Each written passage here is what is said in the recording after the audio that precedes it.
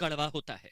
अगर आप में कड़वा सच सुनने की हिम्मत नहीं है तो कृपया ये कार्यक्रम ना देखें।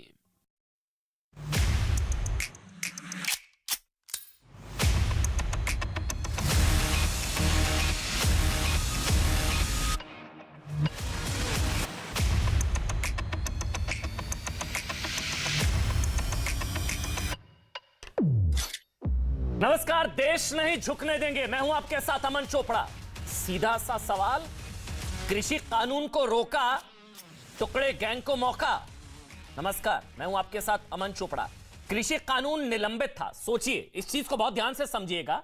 कृषि कानून निलंबित था, लेकिन अराजक आंदोलन हुआ और लाल किला दंगा हुआ। सीएए अभी लागू नहीं हुआ क्योंकि रूल्स नोटिफाई नहीं हुए, लेकिन शाहीन बाग हुआ, दिल्ली दंगा हुआ। एनआरसी अभी लागू भी नहीं हुआ है, कानून ही नहीं बना है, लेकिन उसके नाम पर एक और शाहीन बाग की धमकी दी जा रही है। इसलिए आज हम सवाल उठा रहे हैं कि किसकी एमएसपी पर होते हैं या अराजक आंदोलन किसकी एमएसपी पर होते हैं। शाहीन बाग याद है ना आपको, जहां हिंदुस्तान के टुकड़े टुकड़े करने का मंच तैयार किया गया था, जिसके बहाने भारत की चिकन नेक काटने की योजना बनाई गई थी। तस्वीरें देखिए आप, इन तस्वीरों को कोई भूल नहीं सकता है। शाहीन बाग आंदोलन और उसके बाद यह दंगा, जिसके नाम पर दिल्ली में दंगा हुआ था। 53 लोगों की जान चली गई थी, 53 से ज्यादा हाथ पैर काटकर जिंदा जला दिया गया था। दिलबर नेगी को कोई भूला नहीं है। उसी शाहीन बाग आंदोलन को फिर से जिंदा करने की कोशिश की जा रही है। कुछ लोगों को शांति अच्छी नहीं लग रही है देश में, मतलब जिसका डर था ना, ठीक वैसा ही हो रहा है। प्रधानमंत्री नरेंद्र मोदी ने देश के लिए किसान बिलों को लेकर बड़ा दिल क्या दिखाया। कई लोगों को उसमें शाहीन बाग का मौका नजर आया। धमकियां दी जा रही हैं सीए एनआरसी को लेकर फिर से आंदोलन खड़ा करने की। सोचिए, अभी तक एक आंदोलन खत्म होने का नाम नहीं ले रहा है, उसी की आड़ में एक और अराजक आंदोलन को खड़ा करने की नीति तैयार हो रही है। धमकियां देने वालों में कई मुस्लिम संगठन भी हैं। तो अब ऑल इंडिया एमआईएम के प्रमुख असद ओवैसी ने भी देश में शाहीन बाग खड़ा करने की धमकी दे डाली है। सबको लग रहा है कि सरकार को देश को बंधक बनाकर ब्लैकमेल के दम पर अगर सड़क से ही कानून बन सकते हैं तो वो क्यों पीछे रहे। इस बीच आपको बता दें, मांगे माने जाने के बावजूद आज किसानों ने लखनऊ में महापंचायत की, जिसके बाद कुछ और मांगों को अब जोड़ दिया गया है। मेरे साथ कांग्रेस का पक्ष रखने के लिए अभय दुबे हैं। अभय जी, आपका बहुत बहुत स्वागत। शाजिया इल्मी भारतीय जनता पार्टी का पक्ष रखेंगी। शाजिया, आपका स्वागत। और किसानों का पक्ष रखेंगे मेरे साथ पुष्पेंद्र चौधरी जी हैं। पुष्पेंद्र जी, आपका भी बहुत बहुत स्वागत है। सबसे पहले मैं आप ही से शुरू कर रहा हूं क्योंकि किसानों की आवाज सबसे पहले जानी चाहिए। पुष्पेंद्र जी, ये अब कोई और डिमांड्स कुछ बची हैं या अब ये फाइनल लिस्ट बन चुकी है? क्योंकि मैं एक लिस्ट देख रहा था जो अब आई है, उसमें काफी कुछ है, मतलब सीड बिल को लेकर है, बिजली को लेकर है, पराली को लेकर है और वो एमएसपी को लेकर है। एक बड़ी लिस्ट है। अब बिजली, एमएसपी, पराली, ट्रैक्टर, सीड, कुछ छूटा है तो बता दीजिए, वो भी जोड़ देंगे सर। नहीं, देखिए जी, हाँ देखिए अमन जी, ये मूल रूप से दो मूल मांगे इस आंदोलन की थी। जैसे आप बाजार में यदि जाएं और आप कहें कि मुझे सफ़ेद रंग की ड्रेस चाहिए और आपके घर वो काले रंग की ड्रेस भेज दे, तो काले रंग की ड्रेस वापस यदि वो ले ले आपके आंदोलन के बाद, तो कोई बहुत बड़ा अचीवमेंट और एहसान नहीं उसने आपके ऊपर किया है। आप वास्तव में वह सफ़ेद रंग की ड्रेस लेने के लिए ऑर्डर दे के आए थे। तो हम लोग एमएसपी की लीगल गारंटी की मांग जो है लगातार करते रहे हैं, कर रहे थे। तो इन्होंने इसको वापस ले लिया है 3 कृषि कानूनों को। इसके लिए हम फिर भी इनका धन्यवाद देते हैं, आभार व्यक्त करते हैं। अब एमएसपी की जो लीगल गारंटी है उसका ये कर दें, और आंदोलन के दौरान जो घटनाएं हुई हैं उसमें से निकली हुई ये 2-3 मांगे और हैं। जैसे कुचला गया किसानों को, तो उसके साथ क्या न्याय नहीं होना चाहिए? अच्छा ठीक है, बता रहा हूँ। जैसे किसानों को कुचला गया तो उसमें जो है वो चीज, हाँ, किसानों को मुआवजा मिलना चाहिए। और वो जो अजय मिश्रा टेनी गृह राज्य मंत्री आज तक सुशोभित पद में है, वो गिरफ्तार हो और बर्खास्त हो। और पराली और बिजली के बारे में पहले से ही मांगों और सहमति बन गई थी, उसको भी सरकार कर दे। तो ये 2-3-4 मांगे पेंडिंग है, इनको करके शांतिपूर्ण तरीके से इनको धन्यवाद देते हुए वापस चले आएंगे। ट्रैक्टर वाले विषय में ये था कि 10 साल से पुराने ट्रैक्टर नहीं, हाँ, ट्रैक्टर वाले में ये था, वो जो है दिल्ली एनसीआर की है, वो ऑल इंडिया लेवल की नहीं है कि जो 10 साल पुराने ट्रैक्टर नहीं चल पाएंगे, एनजीटी का आदेश था। तो उसमें हमने कहा था कि 10 साल में हम क्या जीवन में एक ट्रैक्टर नहीं खरीद पाता किसान। आप कह रहे हो 10 साल में हम नया ट्रैक्टर कहाँ से ले लेंगे? दूध को लेकर भी नीति आने वाली है, उसका भी विरोध है। सोच लीजिए सर, क्योंकि बाद में ना ऐड हो जाए ना डिमांड, मतलब लोग ये कह रहे हैं, सुनिए ना पुष्पेंद्र भाई, सोच क्या लीजिए आप, तो ये मतलब कोई ऐड ना हो जाए ना, इसलिए। दूध वाली भी है कोई दूध को लेकर पॉलिसी, उसका भी विरोध है? नहीं, मैं बता रहा हूं, ऐसा करो आप कि इस 6 मांग के बाद कृषि मंत्रालय ही बंद कर दो, फिर तो कोई मांग बची नहीं, कोई इशू बचेगा ही नहीं किसान में, तो कृषि मंत्रालय बंद कर देना चाहिए। कृषि मंत्रालय का फिर क्या काम है? अरे भाई आपका मंत्रालय जी, एक डिमांड बचेगी जी, वो टिकैत जी को कृषि मंत्री बनाने वाली। हाँ बताइए। तब मुझे लग रहा है सारी समस्याओं का समाधान हो जाएगा। नहीं तो वो तो आपने छोटी कह दी, प्रधानमंत्री किसी किसान के बेटे को बना देना चाहिए। जी, सबसे बढ़िया तो वो रहेगा। देखिए अच्छा, तो ये मांग है, मतलब ये इसको मैं हल्के में ना लूं, ये मांग है, चुनाव, कृषि मंत्री, टिकैत, ये है, मतलब ये कह रहा हूं कि सुनिए तो। जी, अरे मैं क्या कह रहा हूं जी, देखिए ये जो बातें आती हैं, कोई भी चीज आप चलेगी और कोई किसी भी तरीके से कोई विभाग चलता है या कोई बड़ा सेक्टर है जैसे कृषि जैसा, उसमें अनेक समस्याएं पॉलिसी में रहती हैं, लेकिन अभी फिलहाल जो किसानों की मांग इस आंदोलन से संबंधित है वो ये है जो आपके सामने रखी। इसमें 2 मूल थी और 2-3 मांगे किसानों के साथ जो बर्ताव हुआ, कुचलने की घटना, उसकी वजह से जो है वो आई है। उनको हल करते हम सहसम्मान हाथ जोड़ करके अपने घर चले जाएंगे। बिल्कुल सही। अच्छा, इसमें 1-2 मांगों को और जोड़ सकते हैं क्या? ओवैसी जी अलग से आंदोलन कर रहे हैं, सीए एनआरसी भी जोड़ दीजिए, मतलब वो अलग से आंदोलन करना पड़ रहा है उनको, क्योंकि मेरे ख्याल से शुरुआत में तो मांग की गई थी, वो सुधा भारद्वाज, वरवरा राव, वो टुकड़े गैंग, उन लोगों की रिहाई की मांग शुरुआत में की थी शायद आप लोगों ने आंदोलन में। तो अगर ओवैसी जी को अलग से आंदोलन ना करना पड़े, आप अपने आंदोलन की डिमांड में ये जोड़ सकते हैं क्या, सीए एनआरसी?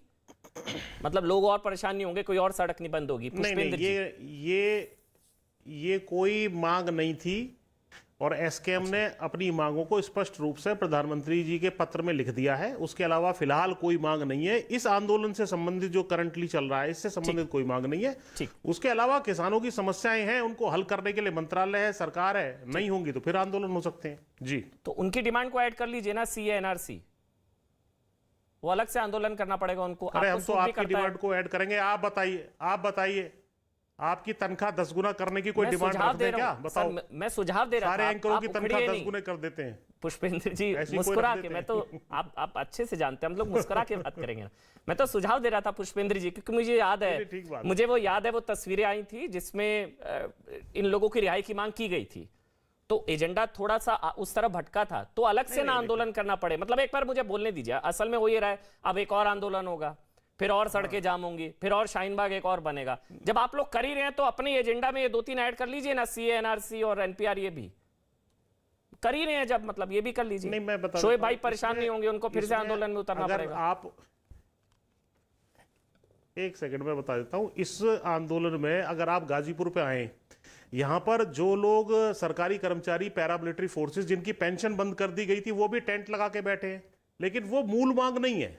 वो हमारा समर्थन कर रहे हैं, हम उनकी मांगों का समर्थन कर रहे हैं, लेकिन सरकार से मूल मांग जो है वो 6 मांगे हैं, वो रख दी गई हैं। अलग-अलग सेक्टर का समर्थन करेंगे, आंदोलन, शाहीन बाग आंदोलन का समर्थन करते हैं। भाई बिरयानी वगैरह आई थी, तो आप लोग भी मक्के की रोटी, सरसों का साग वगैरह सब भेजेंगे। केवल 6 मांग हैं जो आपके सामने रख दी। 2 मूल मांग है और 2-3 मांग इस वजह से कि जो बर्ताव किसानों के साथ हुआ उससे निकली हुई मांग है। अभय दुबे जी, बिल वापसी के बाद आंदोलन वापसी नहीं होना चाहिए? ये आंदोलन अच्छा है देश के लिए? अमन जी देखिए, ये जो तीनों दानव हैं कृषि के क्रूर काले कानूनों के, इनकी मृत्यु की घोषणा इनके जन्मदाताओं ने कर दी है, मगर अभी सदन में अंतिम संस्कार होना है उसका। और ये मायावी सरकार पर से इसीलिए जनता का और किसान का भरोसा उठ गया है, क्योंकि पहले भी इस मोदी सरकार ने लगातार किसानों के साथ आघात किए हैं। आपको मैं जानकारी के लिए बता दूं, मोदी सरकार के नेशनल सैंपल सर्वे की रिपोर्ट आई है, जो मोदी जी फरवरी 2016 में बरेली की रैली में भाषण दे रहे थे ना, कि किसान भाइयों 5 साल में आपकी आमदनी 2 गुना कर दूंगा। मोदी जी की सरकार ने बताया कि एक किसान की आमदनी प्रति व्यक्ति प्रतिदिन औसत 27 रुपए रह गई है और 74,000 रुपए का कर्ज उन पर हो गया। वही एनएसएसओ की रिपोर्ट बता रही है कि समर्थन मूल्य पर मोदी सरकार बिल्कुल खरीदी नहीं कर रही है। वो बता रही है कि धान सिर्फ 14.5% खरीदा गया, ज्वार सिर्फ 3.5%, रागी 0%, ऐसे 23 ही कमोडिटी का उन्होंने जारी किया और ये बताया कि बाजार मूल्य तो ठीक है, बाजार मूल्य समर्थन मूल्य से कम होता है और बाजार मूल्य से कम 57% तक फसलें 57% तक कम दाम मिल रहा है। मोदी जी, जरा भी शर्म नहीं है इन लोगों को? कितनी तपस्या की प्रधानमंत्री जी ने, बताइए मुझे आप। 700 किसानों को अपनी शहादत देनी पड़ी, बर्बरता निर्ममता से करनाल से लेकर दिल्ली तक सिर फोड़ दिया गया और इससे भी पेट नहीं भरा तो रोंद कर लखीमपुर में मार दिया। अरे प्रधानमंत्री जी, कहिए ना सारे मंत्रियों को, बच्चों को कि जहां जहां किसान मिल जाए उनको रोंद कर मार दें। फिर बार बार क्यों आप और ये भारतीय जनता पार्टी चिल्लाती जब भी मुसीबत में फंस जाती, अब देश भर में बदनामी हो रही तो ओवैसी भाईजान, ओवैसी भाईजान, इसको डाइवर्ट करिए, मुद्दे को डाइवर्ट करिए। तो बी टीम है उनकी, इसीलिए जैसा वो स्क्रिप्ट लिख कर देते हैं, प्रायोजित भाषण पढ़ते हैं। आखिरी बात, आपने 2 मुद्दे उठाए हैं इसमें कि एनआरसी और सीए का। आपने खुद ने स्वीकारा जब चुनाव लड़ना था तो आपदा में अवसर तलाशा और ऑर्डिनेंस लेकर आ गए किसानों के कानूनों के खिलाफ, मजदूरों के खिलाफ। और उस सिटीजनशिप अमेंडमेंट एक्ट जो जनवरी 2020 में बिल आ गया, जो एक्ट बन गया, उसके रूल तक नहीं फ्रेम किए। और किसने सबसे पहले आपत्ति जारी की थी जानते हैं आप? आईबी और रॉ ने। पार्लियामेंट्री स्टैंडिंग कमेटी की रिपोर्ट पढ़िए। मैं आखिरी बात कहकर समाप्त करता हूं, इनका बेनकाब हो जाएगा भारतीय जनता पार्टी का, खास करके जब मुख्यमंत्री थे नरेंद्र मोदी और अमित शाह साहब जब गृह मंत्री थे, तब की रिपोर्ट का उल्लेख है इसमें। उस कमेटी ने अहमदाबाद और राजकोट का दौरा किया। 300 हिंदू परिवार थे, उन्होंने कहा जी आप तो मेरी बात बोल रहे हैं। आखिरी बात अच्छा, आप कंप्लीट कर लीजिए, ताकि सुन लीजिए ना, एक मिनट, हाँ सुनिए। उस कमेटी की रिपोर्ट की फाइंडिंग्स पढ़ेंगे तो होश उड़ जाएंगे। उस कमेटी ने यह कहा कि साहब बरसों से जब कलेक्टर को पावर डेलीगेट कर दिए, जब भी हिंदू जो सताए हुए पाकिस्तान से थे 300 परिवार, उनको नागरिकता नहीं देंगे और राज्य सरकार ने उनका जीवन स्तर बदतर कर दिया। अमन चोपड़ा जी, और रिलीजियसली प्रोसिक्यूटेड शब्द इन्होंने एक्ट में से हटा दिया, जबकि आईजी ने कहा था कि 3000। अब अभय जी, मैंने पूरा आपको समय दिया। अभय जी, एक सवाल मैं पूछना चाह रहा था बस आपसे, क्योंकि मुझे शाजिया जी के पास जाना है। अभय जी, आपने कहा जो जन्मदाता है उसी ने इनका अंतिम संस्कार करेगा एक तरीके से, ठीक, लेकिन एनआरसी का तो अभी जन्म ही नहीं हुआ। सीए का भी आप कह सकते हैं भाई जन्म नहीं हुआ क्योंकि वो लागू ही नहीं हुआ, तो फिर इनके लिए आंदोलन का क्या मतलब है? आपके शब्दों में एनआरसी का तो जन्म नहीं हुआ ना भैया, और सीए तो अभी लागू ही नहीं हुआ। अरे ये तो मैंने कहा ना, ये तो भाईजान की शरण में चले जाते हैं जब भी फंस जाते हैं। अब देश भर में इनकी बदनामी, तो मतलब आप शाहीन बाग आंदोलन के खिलाफ की डर से ये चुनाव, सुनिए ना, ये डर के कारण जो उपचुनाव में हार की डर हुई, थोड़ा सा इन्होंने पेट्रोल डीजल में जो 24 लाख करोड़ रुपए लूट किए 7 सालों में, उसमें कुछ थोड़ी सी कमी की। अब मैं समझ गया, ये इनका प्लान हो सकता है, मैं समझ गया अभय जी, मैं समझ गया इनकी बी टीम है ओवैसी है, लेकिन आप लोग तो ऐसे आंदोलनों के खिलाफ है। मतलब मेरे को ये अच्छा लग रहा है, आप कह रहे हैं कि ये इनकी बी टीम है, ओवैसी वगैरह इस तरह के जान के आप लोग खिलाफ है। अगर सीए एनआरसी वाला आंदोलन होता है तो आप उसके खिलाफ है ना? आप लोग खिलाफ हैं ऐसे आंदोलन, क्योंकि जन्म ही नहीं हुआ अभी तो एनआरसी का जन्म ही नहीं हुआ, अभी तो सीए लागू ही नहीं हुआ, है ना अभय जी? हमारी देश का अन्नदाता, भाग्य विधाता किसान, एक लक्ष्य अर्जुन की तरह मछली की आंख पर उसका है। ये जो कौरवों की सेना है, इनको परास्त करेगा और अपना हस्तिनापुर का अधिकार किसान लेकर रहेगा। प्रधानमंत्री जी, आपने आते 150 रुपए का बोनस किसानों का क्यों बंद करा दिया? देश को जवाब दो। आपने आते एक के बाद एक जमीन हड़पने के 3 अध्यादेश क्यों लेकर आए? देश को जवाब दीजिए। आपने सुप्रीम कोर्ट में क्यों कह दिया कि लागत का 50% ऊपर नहीं दूंगा? प्रधानमंत्री फसल बीमा योजना, अमन जी पूछिए इनसे, अहमदाबाद में बंद कर दी, गुजरात ने बंद कर दी उसको, जिसका मैं दोबारा से आपको कनेक्ट करूं, आपका ऑडियो थोड़ा ज्यादा खराब हो रहा है, माफी के साथ। अबे भाई, आपका थोड़ा ऑडियो थोड़ा एक बार दोबारा से कनेक्ट कर लीजिए, बहुत ज्यादा स्क्रीन ठीक नहीं है। मैं एक बार दोबारा से कनेक्ट करता हूं आपको। अबे भाई, आपकी बात पूरी पहुंच गई है। अब शाजिया इल्मी जी जवाब दे दीजिए, लीजिए आप सीए वापस लीजिए भाई। आप ही लोगों ने आदतें बिगाड़ी है।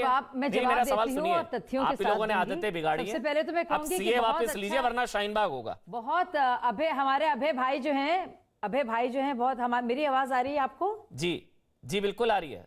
शाजिया, सीए वापस लीजिए वरना आप शाहीन बाग होगा, लीजिए वापस। चाहूंगी कि अभय भाई जो हैं बहुत ही अच्छा उनका प्रदर्शन रहा और बहुत अच्छे वो कॉमेडी कर सकते हैं, और मुझे लगता है उनको सच में अपना करियर आजमाना चाहिए।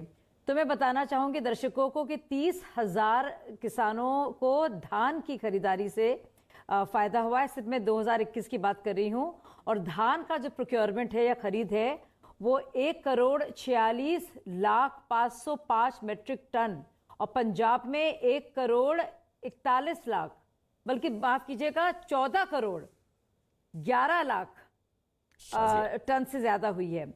उसके अलावा मैं आपको बता दूं पैडी प्रोक्योरमेंट के बारे में बहुत सारे मेरे पास आंकड़े हैं, तो जो कुछ भी वो फिगर्स दे रहे थे, उनके जो आंकड़े थे, ये आंकड़े बिल बनाने से पहले देखे नहीं थे क्या, जो बिल वापस लेना पड़ा? खारिज करना चाहूंगी। ये आंकड़े बिल बनाने से पहले नहीं देखे थे, जो बिल वापस लेना पड़ा? कितने फायदे हुए हैं?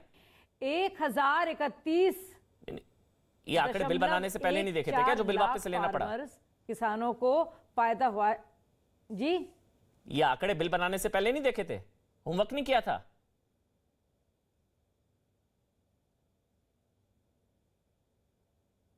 नहीं, मैं बता रही हूं कि ये सारे जो हैं, तो जो वो कह रहे हैं कि किसानों को कुछ फायदा नहीं हुआ, तो सब किसानों को बहुत फायदा हुआ है और रिकॉर्ड खरीद भी हुई है। तो जो बातें कह रहे थे किसानों को जो नुकसान हुआ है, ये सब ऐसा कुछ भी नहीं हुआ। मैं भाई साहब से पूछना चाह रही हूं कि चलिए ये तो साफ जाहिर हो गया कि शाहीन बाग बनने का, क्योंकि ओवैसी जी ने कहा है और ओवैसी जी भी वही वोट बैंक चाह रहे हैं जो वोट बैंक की इनको तलाश है, तो जाहिर है वहां पे कंपटीशन है। तो अखिलेश जी का जिन्ना प्रेम जाग जाता है, ओवैसी जी को सीएए एनआरसी याद आता है, प्रियंका जी अब 40 मेरा सवाल सुनेंगे आप शाजिया? मैं आपसे सवाल पूछना चाहता हूँ आज। शाजिया, मेरी आवाज आप तक पहुंच रही है? मैं तब पूछूंगा, मेरी आवाज आप तक पहुंच रही है? जी पहुंच रही है, बिल्कुल पहुंच रही है। शाजिया, आपने कहा कि जो प्रधानमंत्री ने देश के कहा कि वो कानून समझा नहीं पाए इसलिए वापस लिया। इनका आरोप है कि सीए भी ढंग से ये लोग नहीं समझ पाए, सीए भी नहीं समझ पाए। आदतें तो आपने ही बिगाड़ी ना। अब वापस लीजिए वरना शाहीन बाग होगा। अब आप समझ रही है मेरा सवाल? इस पर बोलिए, वापस लीजिए सीए वरना शाहीन बाग होगा, इस पर बोलिए। मुझे देखिए, जितनी भी धमकी दे दें और धमकी देते रहें, चाहे ओवैसी हो चाहे जो भी लोग हों, ये सारे के सारे वादे महात्मा गांधी जी से लेकर मौलाना आजाद साहब से लेकर अशोक गहलोत जी की सरकार ने, मनमोहन सिंह जी की सरकार ने लिए हैं।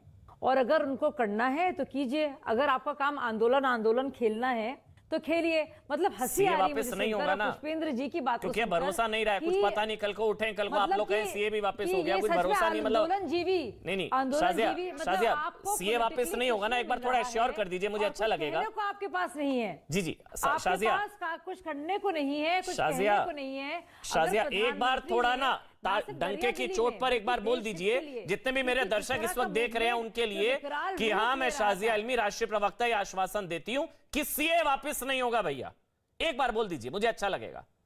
सीए वापस नहीं होगा, एक बार बोल दीजिए। मैं आप जी, चाहे कुछ भी हो जाए, सीए वापस नहीं होगा। 370 तो नहीं बहाल होगा, हो सकता है।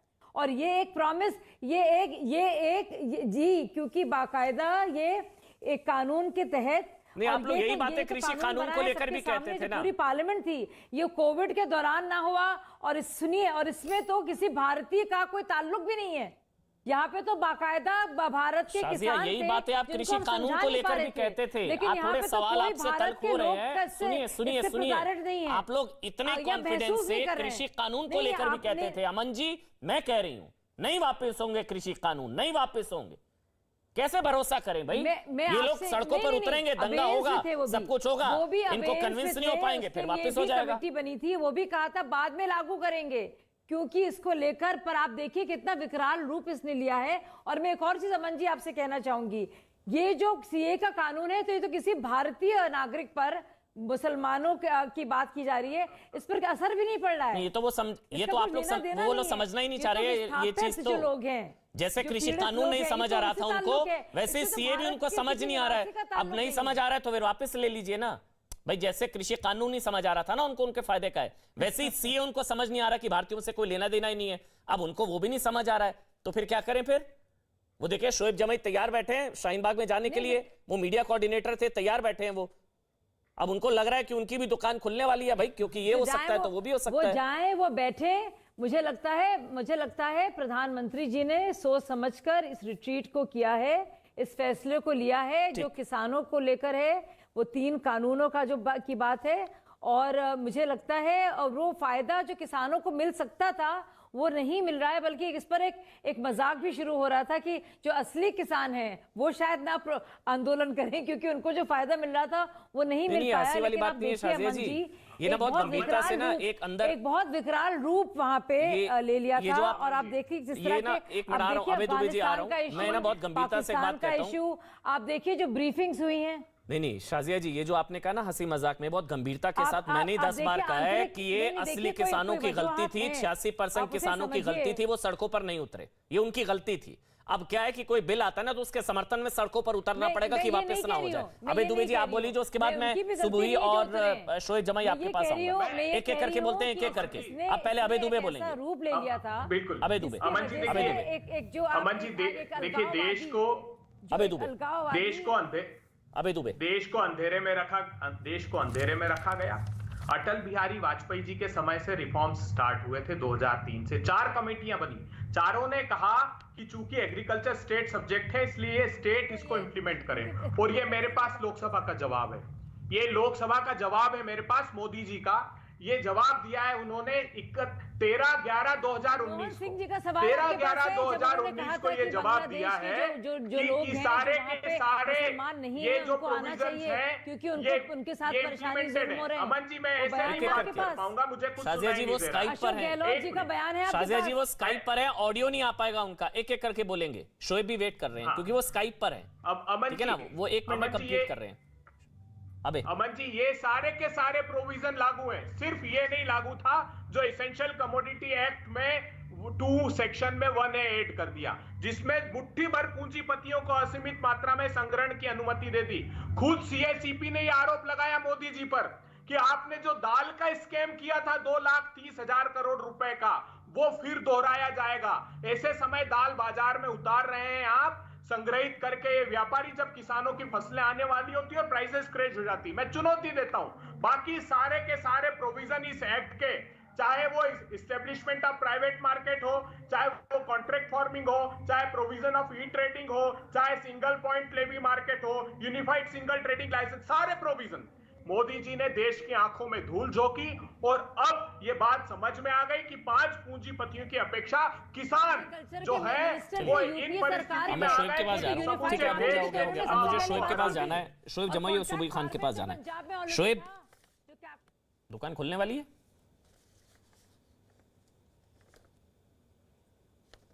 ट्विटर पे तो आपने 2 दिन पहले ही खोल दिया था दुकान। ट्विटर पे आपने दुकान खोला था, मैंने देखा उसको, और बड़ी कुटिल मुस्कान के साथ अभी आप किसान नेता से कह रहे थे कि भाई ये भी शामिल कर लो, सीए वाला भी शामिल कर लो।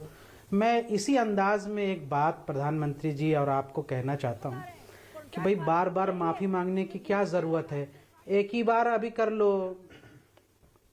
हाँ बोलिए शोएब, बोलिए आप। बीच में क्यों बोल रही हैं मोहतरमा? नहीं, हो गया, आराम से बोलिए। थोड़ा सब्र रखिए सर। हाँ अच्छा, मैंने कहा कि बार बार माफी मांगने की जरूरत नहीं है, एक ही बार शामिल कर लीजिए, इसको भी सीए को वापस ले लीजिए। बार बार अमन जी को दुखी होते हैं बेचारे, भक्तों का दुख काहे नहीं खत्म होता है। साल भर से कृषि कानून के फायदे से वहां रहे थे, अब वापस हो गए तो आप समझा रहे हैं कि ये भी देश हित में है। तो अभी भी सीए में फिर आपको बताना पड़ेगा कि भाई ये भी देश हित में वापस ले लिया। तो ऐसा बार बार ना करें, इसके लिए इसमें ही कर लीजिए, मेरा मशवरा है, क्योंकि हम लोग सभ्य नागरिक, हम नहीं चाहते कि प्रधानमंत्री जी कहीं रोने लगे कभी बार बार। काम आसान करूं शोएब? तो जो फाइनल डिमांड है ना आपका, नहीं फाइनल डिमांड है ना मोदी को हटाना, उस पर ही कर दीजिए ना एक आंदोलन। ये रोज रोज के बहाने क्या, कभी सीए कभी एनआरसी, सीए का तो भारतीयों से लेना देना ही नहीं है, तो आंदोलन बहाना मतलब सीधा कह दीजिए जब तक मोदी जी नहीं हटेंगे तब तक नहीं हटेंगे हम। ये आपका काम आसान हो जाएगा शोएब भाई, मैं तो आपका मतलब आपकी तरफ से बोल रहा था, सीधा पॉइंट पे आ जाइए। नहीं भाई साहब, देखिए मैं पॉइंट पे आ रहा हूँ। पहले एक बात आपसे कह दूं कि देखिए शाहीन बाग और जिस तरीके से आप लोगों को बहुत बुरा लगता है और बहुत परेशानी होती है, मैं इसको समझता हूँ, लेकिन इसका सॉल्यूशन ये है कि 25 रुपये का एक ट्यूब आता है, उसको लगाइए, बहुत रिलीफ मिलेगा। लेकिन चूंकि शाहीन बाग की बात चल रही है तो मैं एक आधिकारिक आज में दंगे होंगे ना तो बुरा लगेगा शोएब भाई। जब देश में दंगे होंगे ना, शाहीन बाग के चक्कर में देश जलेगा, हाथ पैर काट के जिंदा जला दिया जाएगा, 53 लोगों को मार दिया जाएगा, तो बुरा लगेगा। आपके चेहरे पर मुस्कान आती है लोगों के मरने पर, दंगे पर तो मुझे नहीं पता, लेकिन अगर देश में लोग मरेंगे, दंगा होगा, 53 लोगों की मौत होगी ना शोएब, तो बुरा लगना चाहिए। हो सकता है कि आपकी दुकान चल जाती हो उससे, लेकिन जब लोग मरेंगे तो शोएब बुरा लगता है, मुझे भी बुरा लगता है, भैया आपको भी लगना चाहिए। अभी आप सीए का विरोध कर रहे हैं, अभी मैं खबर पढ़ रहा था, एक मिनट सुनिएगा, आपके लिए है शोएब भाई, आपके लिए है। पाकिस्तान के सिंध प्रांत में गुरु नानक जयंती के दिन एक 11 साल के हिंदू लड़के का यौन उत्पीड़न कर उसे बेरहमी से मार दिया गया। आप उस 11 साल के बच्चे का हक मार रहे हैं अपनी पॉलिटिक्स के चक्कर में। आपको पता है आए दिन मंदिर तोड़े जा रहे हैं, कत्लेआम हो रहा है। अभी अफगानिस्तान से सिखों को कैसे गुरु ग्रंथ साहिब सर पर रख के वो लोग आए थे, याद है ना आपको? आप सब उनका हक मारते हैं। आप लोग सीए का भारतीयों से लेना देना क्या है ना शोएब? अगर मैं आज आपको पूरा फ्लोर दे दूं और आप मुझे अगर साबित कर दें कि सीएए का शोएब भारतीयों से क्या लेना देना है, उसके बाद सुबुई जी मैं आपके पास मैं आपकी तकलीफ का निदान करता हूं। मैं आपकी तकलीफ का निदान करता हूं। ठीक है, दुकान तो किसकी चल रही है, हिंदू मुस्लिम और मुसलमानों को गाली देकर के, वो हमको भी पता है, देश को भी पता है। लेकिन चूंकि बात ये हो रही है और मैं यहाँ पे एक आधिकारिक हैसियत से बैठा हूं, शाहीन बाग राष्ट्रीय आंदोलन समिति के को कन्वीनर होने के नाते, आज मैं उन इथॉस को जो हमारे शाहीन बाग आंदोलन के साथी, हमारी दादी, वो महिलाएं, उनको रिप्रेजेंट करने के लिए यहाँ बैठा हूं। तो एक बात जरूर देश के सामने और देशवासियों को स्पष्ट करना चाहूंगा कि देशवासियों, हमारा कोई पॉलिटिकल कोई एंगल या कोई हमें यहां से पॉलिटिकल लेना देना नहीं है।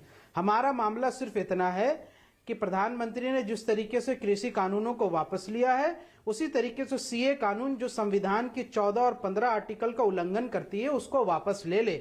और प्रधानमंत्री जी का मजाक उड़ाना, उपहास उड़ाना या फिर उनका कहना कि वो कमजोर हैं, ऐसा हमारी कोई इच्छा नहीं है और ना ही हम ये कोई काम करना चाहते। हम उनके पद की गरिमा का ख्याल रखते हैं। हमें सिर्फ इतनी मसला है। और हमारे आंदोलन को, अरे साथी से एक एक मिनट बस, हमारे आंदोलनकारी साथी जिनको झूठे मुकदमों में यूएपीए के तहत फंसाया गया और आज भी जेलों में बंद है, आप उनको छोड़े और उन पे झूठे मुकदमे वापस ले, ये हमारी डिमांड है। और अब आंदोलन का जो प्रारूप होगा वो शाहीन बाग राष्ट्रीय आंदोलन समिति बहुत जल्दी प्रेस कॉन्फ्रेंस करके ये ऐलान करेगी। शोएब, सीए का भारतीयों से क्या लेना देना? भाई, सीए का भारतीयों से ये लेना देना है कि भारत के लोग संविधान मानते हैं। आप तो नहीं मानते, आप तो संविधान बदलने आए ना। मैं तो फिर से सवाल जो लोग संविधान को मानते हैं वो जानते हैं आज चैलेंज है। जितने भी लोग फेक न्यूज देखते हैं कि कैसे फैलती है, शोएब का चेहरा देखिए। शोएब को मैं सवाल पूछ रहा हूं, सीएए सिटीजनशिप अमेंडमेंट एक्ट, ये फुल फॉर्म है इसकी, उसका भारतीयों से शोएब क्या लेना देना? ये विदेशियों को नागरिकता देने का है ना सीएए। 130 करोड़ हमारी आबादी, 130 135 करोड़। मैं आपको शोएब एक मिनट सुनिए, पूरा मौका दूंगा शोएब भाई आपको। शोएब एक मिनट रुकिए, मेरी बात सुनिए शोएब एक मिनट। 130 135 करोड़ में से अगर किसी एक की भी नागरिकता खतरे में आती हो सीए की वजह से, सीएए सिटीजनशिप अमेंडमेंट एक्ट, इसका भारतीयों से, आपसे, भारतीय मुसलमानों से, हमारे भाइयों से क्या लेना देना है? अगर आप ये आज मुझे प्रूफ कर दें। अमन भाई, आंदोलन के दौरान कई बार हम लोग चर्चा की और टेक्निकल एस्पेक्ट पे भी बात की। अब मैं आज फिर से नहीं भागिएगा नहीं शोएब भाई, क्योंकि आप बहुत जानकार आदमी हैं, बहुत ही आप जानकार आदमी है ना। अभी एक सेकंड में अभी पता लगेगा। मैं इसी पे सीएए का भारतीयों से क्या लेना देना है? भारतीयों से यह लेना देना है कि जो आसाम में अभी जो एनआरसी हुई, उस एनआरसी में जो लिस्ट से बाहर निकल गए, जो नॉन मुस्लिम थे, उनको तो सीए के माध्यम से सिटीजनशिप वापस मिल जाएगा। तो लेकिन जो नागरिकता खतरे में आई, उनके लिए कोई रास्ता नहीं है। नहीं शोएब एक मिनट समझते हैं इसको। आसाम के नागरिकों की नागरिकता खतरे में आ गई। नहीं, कोई किसी की नागरिकता नहीं शोएब। सीएए विदेशी नागरिकों को नागरिकता देने का प्रावधान है, उसका इंडियन से कोई लेना देना नहीं। और एनआरसी भारतीयों का, उसमें कोई धर्म नहीं देखा जाता। वो भारतीय नेशनल रजिस्टर फॉर सिटीजन, नहीं, वो भारतीयता देखी जाती है। खैर, सुबुई खान मौका देंगे तो समझाने दीजिए। उसमें बड़े पैमाने पर हिंदू भी हैं शोएब, आप जानते हैं एनआरसी की लिस्ट में बड़े पैमाने पर हिंदू भी हैं उसमें, मुझे पता है। फिर उसी पर आ रहा हूं। सीए का लेना देना ही नहीं है कुछ इंडियन से भाई, भारतीयों से। अरे भाई सुन लीजिए ना, चलिए बोलिए बोलिए जो बोलिए। आसाम के लोग हैं, जो अखमिया लोग हैं, वो नहीं चाहते कि किसी बांग्लादेशी मुसलमान या बांग्लादेशी हिंदू को आप नागरिकता दें, लेकिन आप बांग्लादेशी हिंदू को नागरिकता देने पे क्यों तुले हैं? आसाम के हिंदू या मुसलमान कोई नहीं चाहता बांग्लादेशी नागरिकों को, अभी तो लेकिन NRC का प्रधानमंत्री जी जन्म ही नहीं हुआ। बांग्लादेशी नागरिकों को यहाँ से बुलाने पे तुले हैं। अरे आप क्यों बुलाना चाहते हैं बांग्लादेशी लोगों को? क्या हुआ, मैं आपको आसाम के समझाऊं? लोग इसका पूरा चलिए विरोध अब आप कर रहे हैं। अब आप शांत होंगे तो मैं आसाम आपको के बोलूंगा। हिंदू विरोध कर रहा है। बोलूं मैं अभी, आसाम अब बोलूं मैं गण परिषद आपको। के लोग विरोध बांग्लादेश कर में भी रहे हैं। हिंदुओं के और साथ आसाम क्या में जो हुआ है BJP आपको की पता है? सहयोगी पार्टी अभी आप है, मेरे वो से विरोध पूछ कर रहे रही हैं है। कि बांग्लादेशी हिंदुओं को नागरिकता क्यों दी जाए। बांग्लादेश में हिंदुओं के साथ क्या हुआ है? मारा गया है, काटा गया है, बहन बेटियों के साथ बलात्कार हुआ है, घरों में घुस घुस कर मारा गया है, दुर्गा पंडालों के अंदर तोड़फोड़ हुई है, इसलिए उनको जरूरी है बांग्लादेशी हिंदुओं को नागरिकता देना। अब सुबह खान आप बोलिए, मुझे अभय दुबे के पास भी जाना है, पुष्पेंद्र जी के पास भी जाना है। बस अब हो गया हो गया हो गया हो गया। सुबह खान जी आप बोलिए, अब आप सुबह, अब आप बोलिए सुबह, अब आप बोलिए, किसी के बीच में कोई नहीं बोलेगा, सिर्फ सुबह ही बोलेंगे। उसके बाद अभय दुबे, पुष्पेंद्र और शाजिया आ रहा हूं। सुबह खान। अमन, मैं राष्ट्र जागरण अभियान नाम से भारत प्रवास पर हूं और इस वक्त पंजाब में ही हूं। देखिए, यहाँ की परिस्थितियां ऐसी हैं कि तनाव खत्म होना बहुत जरूरी था, संवाद स्थापित होना बहुत जरूरी था, क्योंकि आंदोलन की आड़ में पंजाब को देश विरोधी मानसिकताओं ने भी हाईजैक कर लिया था और यहाँ पे सिक्योरिटी थ्रेट्स बहुत ज्यादा हैं। अमन, देखिए, अगर हम इतिहास याद करें तो चौरी चौरा कांड के बाद महात्मा गांधी जी ने भी आंदोलन वापस लिया था। तो अगर एक बड़े गुड के लिए, एक बड़े अच्छे के लिए, समाज के हित के लिए, राष्ट्रीय सुरक्षा के हित के लिए अगर 4 कदम पीछे भी लेने पड़ते हैं तो वो मैं हमारे प्रधानमंत्री जी का बड़प्पन मानूंगी। मैं उनके इस डिसीजन का स्वागत करती हूँ। लेकिन मैं इसमें ये ऐड करना चाहूंगी कि सरकार समाज की अनुचर होती है। हम लोग भी सोचते हैं कि हमने वोट दे दिया, हमारा काम हो गया, अब सब कुछ वो अकेले करेंगे। देखिए, वो भी एक इंसान है। 135 करोड़ लोगों का बोझ वो अपने ऊपर लेकर चल रहे हैं।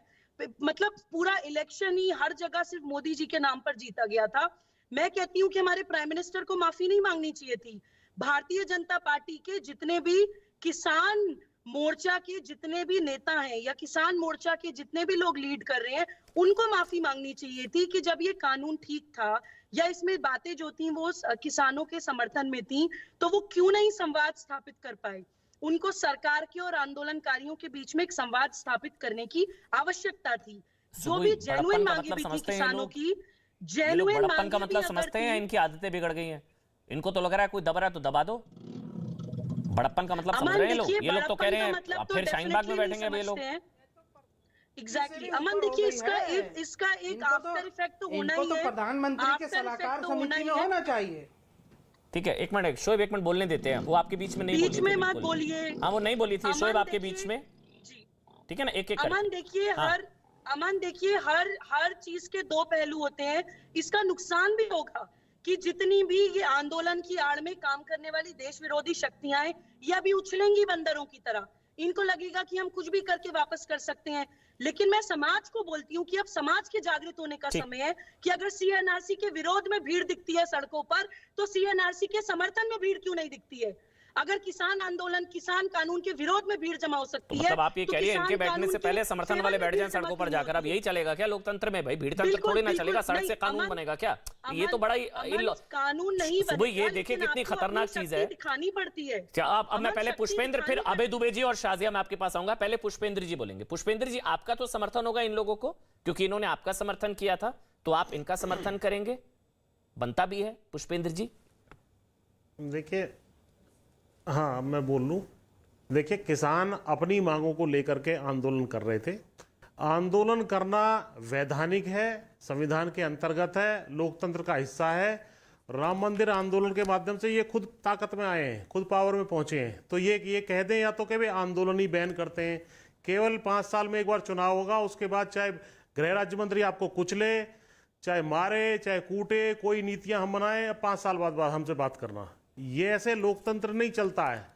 जिस भी सेक्शन को, जिस भी वर्ग को अपने कष्ट हैं, वो अपनी मांगों को लेकर के आंदोलन कर सकते हैं, करें। इसमें हमें क्या आपत्ति है? शांतिपूर्ण आंदोलन यदि कोई कर रहा है अपनी मांगों को लेकर, करें। बाबा रामदेव के साथ क्या हुआ था रामलीला मैदान में, भूल गए? नहीं, याद है ना वहां क्या हुआ था? तो उनके साथ जो हुआ था, जो परिणाम उनको मिला, तो वहां तो कुछ नहीं, वहां क्या हुआ था, आज क्या हो रहा है? आज तो सब सामने है सबके। आज तो इतनी आजादी है पुष्पेंद्र जी आप लोगों को। अरे आज तो जहां जाए वहां जम सकते हैं आप लोग। आजादी इतनी है कि कुचल दिया जाता है, गृह मंत्री कुचल देता है जाकर के, तो ये ठीक नहीं है। अच्छा, दूसरा एक मुद्दा जो आप माहौल बनाना चाह रहे हैं कि ये आंदोलन हो गया, वो आंदोलन हो गया, सारी मांगे एक साथ कर दो। क्या आपसे सुबह को आपकी पत्नी ये कहती है कि शाम तक का खाना एक साथ खा लो या 10-20 साल का खाना एक साथ खा लो? ये अच्छा, सारी समस्याएं आज ही हल कर दो। सरकार एक बार चुनी जाएगी, उसके बाद खत्म। बीच ये में मैं नहीं कह रहा हूँ, नहीं सुन, पूरी बात कर बीच में लीजिए। नहीं बोलना है, ठीक है। नहीं, पूरी बात में कर लेता हूँ। तो एक दिन ही सारे कपड़े पहन लेंगे पूरी जिंदगी में जितने आएंगे, एक दिन ही सारी समस्याएं हल हो जाएंगी, एक आंदोलन से सब कुछ हो जाएगा? आंदोलन चलते रहेंगे, समझ लीजिए, चाहे किसी मीडिया को पसंद आए ना आए, सरकार को आए ना आए। अगर सिटीजनशिप को, सिटीजन को की सेहत के लिए दिक्कत होगी बहुत तो अच्छे आंदोलन होंगे। हैं, मैं आपके साथ हूं, बहुत अच्छे हैं बिल्कुल। लेकिन पुष्पेंद्र जी, आपके ही आंदोलन में टुकड़े गैंग की रिहाई की मांग हुई थी, आपके ही आंदोलन में लगे थे नारे हाय हाय मोदी मर जा तू, आपके ही आंदोलन में नारे लगे थे इंदिरा ठोक दी मोदी क्या है, आपके ही आंदोलन में भिंडरावाले की तस्वीरें से लेकर जगतार सिंह आवारा के पोस्टर हैं, आपके ही आंदोलन में रेफरेंडम 2020 का जिक्र किया गया, आपके ही आंदोलन में ये सारी चीजें हुई ना। तो एक ही कपड़े तो आपने पहन लिए एक दिन में, आप ही के आंदोलन में हुआ था वो वरवरा राव, सुधा भारद्वाज, गोंजाल्वे सबकी रिहाई की मांग। किसान आंदोलन का टुकड़े गैंग से क्या लेना देना? पुष्पेंद्र जी, आपने एक दिन में सारे कपड़े पहने, मैंने नहीं पहने। बहरहाल मैं आगे बढ़ूंगा। अभय दुबे और शाजिया आलमी के पास में जो जाना है, आ रहा हूं। पुष्पेंद्र जी, एक एक करके बोलेंगे ना सबको, थोड़ा थोड़ा टाइम देना बहुत जरूरी है। पहले अभय दुबे जी आप बोलिए, फिर उसके बाद शाजिया आलमी मैं आपके पास आऊंगा। अभय दुबे, आपको तो सूट करते हैं आंदोलन, मतलब जितने उतने अच्छे हैं, नहीं मॉल बनता है भाई। अमन जी देखिए, मैं तो इसको बहुत अच्छे प्रजातंत्र की निशानी मानता हूं कि जो मनमानी करके मोदी जी ने प्रतिनिधि बहुमत बनाई उस दिन राज्यसभा में, वोट डिवीजन की डिमांड की थी, उसको ठुकरा करके आपने मनमाने तरीके से पास किया। सुप्रीम कोर्ट में झूठा स्टेक होल्डर से कंसल्टेशन किया। जब दिसंबर हमने पूछा 11 दिसंबर के दिन आरटीआई से, तो मोदी सरकार ने बताया कि इसका कोई रिकॉर्ड हमारे पास नहीं है कि किसानों से कंसल्टेशन किया। वो बालियान साहब खुद टीवी चैनल पर मैंने सुना, उन्होंने कहा कि किसानों की जो लिस्ट सरकार, हमारी सरकार के पास थी, वो भी फर्जी लिस्ट थी, हमारा कंसल्टेशन नहीं हुआ, ये खुद उन्होंने स्वीकारा। अब ये कोई महोदया बोल रही थी कि बोझ उठा रहे, अरे मोदी जी को 130 करोड़ वो बोझ लगने लगे। अब क्या राष्ट्रहित का कैसा निर्णय लिया? उन्होंने कहा कि निर्णय लिया 700 किसान वोट की हत्या के लिए बाध्य कर दिया, ये राष्ट्रहित में निर्णय लिया उन्होंने। किसानों को रोज कर कुचल कर मार दिया, उनकी हत्या आतंक किया, वो अन्नदाता भाग्य विधाता किसान। अब मोदी जी बताइए, आप अगर इतना अच्छा कानून है तो इसी दौरान आपने पुराने एसेंशियल कमोडिटी एक्ट के प्रोविजन को लागू करके दाल के संग्रहण पे लिमिट क्यों लगा दी? ब्रेक पे जाना पड़ेगा। 3 साल से अमन जी दाल के आयात पर रोक थी। ठीक है अभय जी, ब्रेक पे जाना पड़ रहा है, ब्रेक के बाद आप ही से शुरू करूंगा, मुझे मजबूरी है, ब्रेक पर जाना पड़ रहा है, छोटा सा ब्रेक ले रहा हूं, तुरंत हाजिर होंगे। शाजिया आपके पास आऊंगा। तो कृषि कानून रोका, टुकड़े गैंग को मौका, क्योंकि अब शाहीन बाग आंदोलन खड़ा करने की तैयारी की जा रही है। ओवैसी साहब धमकी दे रहे हैं, इसी पर हम बात करें। अभी दुबे आप कंप्लीट कर लीजिए अपनी बात को कि कांग्रेस पार्टी मतलब शाहीन बाग आंदोलन के साथ होगी ना, कल को होता है तो आप कंप्लीट कर लीजिए, उसके बाद शाजिया मैं आपके पास आऊंगा। अमन जी देखिए, अमन जी देश को जानना चाहिए, प्रधानमंत्री जी का भाषण उन्होंने दिया था कि इस बार किसान भाइयों ने दाल का उत्पादन बहुत अच्छा किया है। किसान लगातार गुहार लगाते हैं। जो 3 साल से दाल के इंपोर्ट पर रोक लगी हुई थी, वो खोल दी। न सिर्फ खोली, पहले उसकी तिथि 31 अक्टूबर तक रखी थी प्रधानमंत्री जी ने, उसको बढ़ाकर जनवरी तक कर दिया और प्राइसेस पेश किए। यही मॉडस ऑपरेंडी है। मैं आज चुनौती देता हूं, शाजिया आलमी जी इस डिबेट से उठे जब इसका जवाब जरूर देकर जाए। अमन जी पूछिएगा, बहुत बहस कर रहे हैं, क्यों सीएए की बात कर रहे हैं ये लोग, मैं बताता हूं। पहले तो सीएए पर मैं बताता हूं, 2020 जनवरी को ये एक्ट आ गया हिंदुस्तान में। आईबी और रॉ ने ये कहा था कि इसमें 31,313 लोग हैं जो धार्मिक आधार पर प्रताड़ित होकर हिंदुस्तान आए, जिसमें 25,447 हिंदू है, 5,807 सिख है, 55 क्रिश्चियन है और 2 अभी जी आप पॉइंट पर आइए ना, आप सीए के साथ हैं। एक सेकंड अमन जी, है ही नहीं, जो कानून ही लागू नहीं किया इन्होंने, मूर्ख बना रहे ये लोग।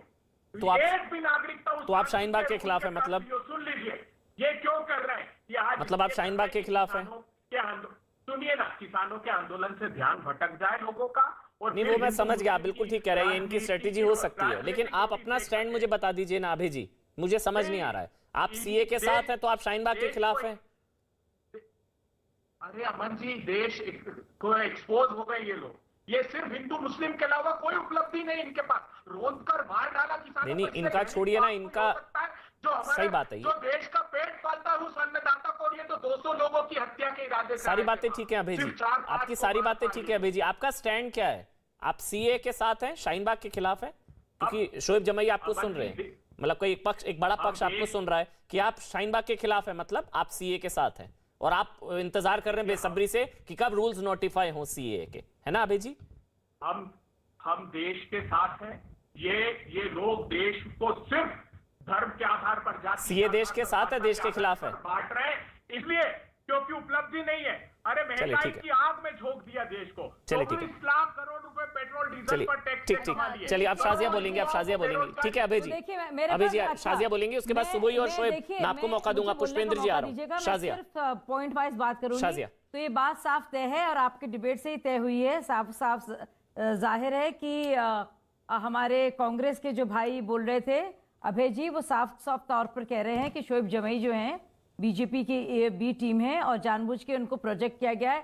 तो शोएब जी मुबारक, आप हमारे टीम के साथ आ गए हैं, ये इल्जाम लगा है आपके ऊपर बहुत बड़ा, की बात कर रहे तो बहुत बहुत मुबारक और खुश आमदीद शोएब जी को कहा गया है ना अभी भी अभय जी की तरफ से कि हम लोग जो हैं जानबूझ के सीए को आग दे रहे हैं ओवैसी के जरिए, अभी भी कहा है ना अभय जी ने। तो मैं शोएब को कह रही हूँ कि खुश आमदीद, अगर ये तो सही बात है तो चलिए अच्छी बात है।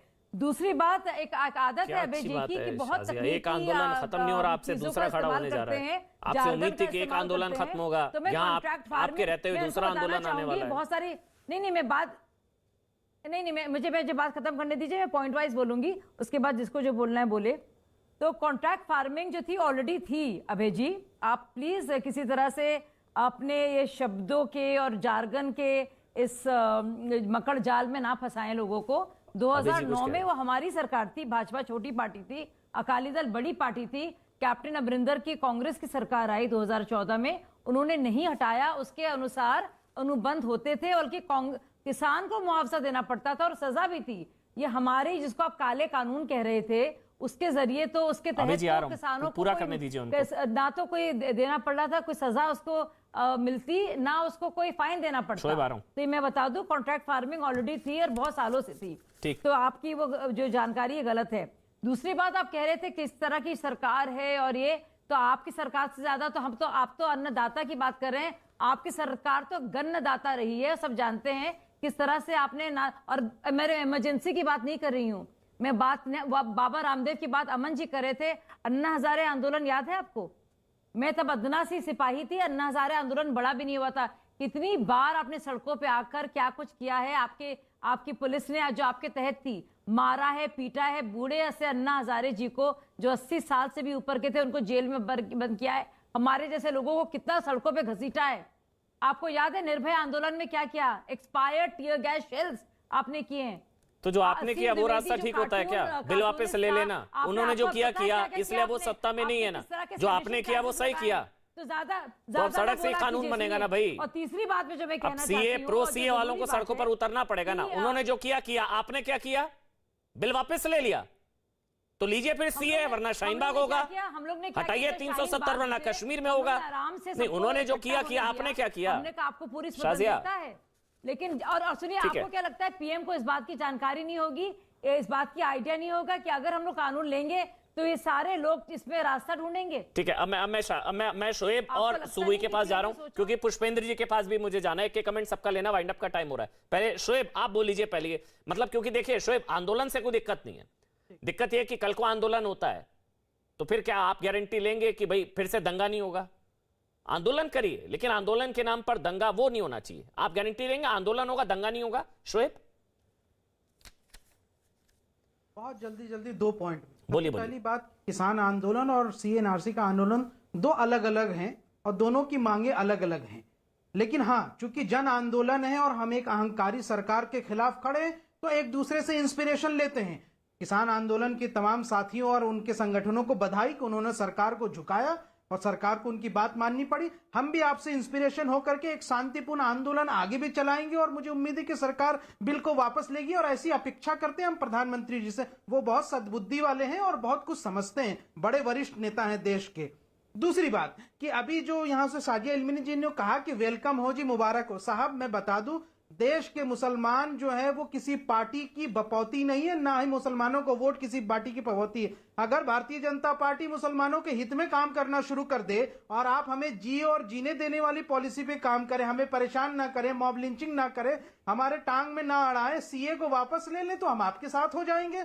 हम किसी की पार्टी के बपौती थोड़ी हैं, इसलिए आप वो मत कहिए कि आ जाओ वेलकम हो जाओ। चलिए सुबई अब आप बोलिए, क्योंकि मुझे पुष्पेंद्र जी का भी कमेंट लेना है। सुबई अब आप बोल लीजिए जी। सुबई अमन देखिए, अब गया, मुझे लगता है कि राजनीतिक अब राजनीतिक छीछालेदर करने का समय नहीं है। देखिए, अगर सिर्फ सेना और सरकार देश को हर परेशानी से बचा पाती तो अफगानिस्तान का वो हाल नहीं होता जो आज हुआ है। इजराइल सारी ताकतों से लड़ पाता है अपनी समाज की ताकत के कारण। वियतनाम, चीन और अमेरिका जैसे देशों से जीतता है अपने समाज की ताकत के कारण। देखिए, हमारा नेशनल कैरेक्टर भी डिस्टर्ब हो गया है अमन। हम लोग भाषा, जाति, क्षेत्र, संप्रदाय में बट गए हैं। हम लोग 500 लोग जमा नहीं हो पाते हैं अपने देश के किसी मुद्दे के लिए, अपने समाज के किसी मुद्दे के लिए। हमें वो नेशनल कैरेक्टर डेवलप करना पड़ेगा। अब आप पता क्या कह रही हैं सत्ता से नहीं होगा। आप कह रही हैं कि सीए के समर्थन में लोग सड़कों पर उतरे तभी अब सीए बचेगा। आप कह रही हैं सीए के समर्थन में लोग सड़कों पर उतरे तभी सीए बचेगा। अब बिल्कुल उतरे अमन, बिल्कुल उतरे, दिखाए अपनी शक्ति। हमें किसी को नुकसान नहीं देना है, हमें किसी पे आक्रमण नहीं करना है, लेकिन प्रतिकार तो करना है, अपनी शक्ति तो दिखानी है। शोएब आप क्यों परेशान हो रहे हैं? आप भी तो ये कह रहे थे। ताकत तो दिखानी शोएब है। क्यों परेशान हो रहे हैं? शोएब आप क्यों परेशान हो रहे हैं? आप सड़कों पर उतरे तो बढ़िया, वो सड़कों पर उतरे तो दिक्कत। लूट मार मचाना चाहती हैं क्या? नहीं, आप लोगों ने क्या किया? 53 लोगों की मौत हो गई। छोड़िए ना, चलिए वाइंड अप करना है। पुष्पेंद्र जी को समय देना है, सबको ऑडियो बंद है। पुष्पेंद्र जी को मैं समय दे रहा हूं। पुष्पेंद्र जी, आखिरी के 30 सेकंड आपके हैं। प्रभु कब तक चलेगा ये सब? पुष्पेंद्र जी देखिए भैया, ये हमारी बात किसानों की नहीं मानना चाहते, हाँ नहीं मानना चाहते मत मानो। अरे अपने खुद के सांसद की बात मान लो। वरुण गांधी जी ने खुद चिट्ठी लिखी है प्रधानमंत्री जी को। उन्होंने कहा है कि जो है इसमें एमएसपी की लीगल गारंटी दे दो। 700 किसान जो मरे उनको 1-1 करोड़ मुआवजा दे दो। जो फर्जी मुकदमे लगाए वो वापस ले लो। और ये अजय मिश्रा टेनी गृह राज्य मंत्री का इस्तीफा, गिरफ्तारी करवा दो। ये खुद आपके सांसद कह रहे हैं, भाजपा के सांसद कह रहे हैं, वरुण गांधी जी। चलिए, और तब तक आंदोलन चलता रहेगा। शुक्रिया आपका पुष्पेंद्र जी, आपका सुबई खान, शोएब जमाई और साथ ही शाजिया, आपका बहुत बहुत शुक्रिया। और अब सौभाग्य की एक बात किशोर राजवाणी के साथ।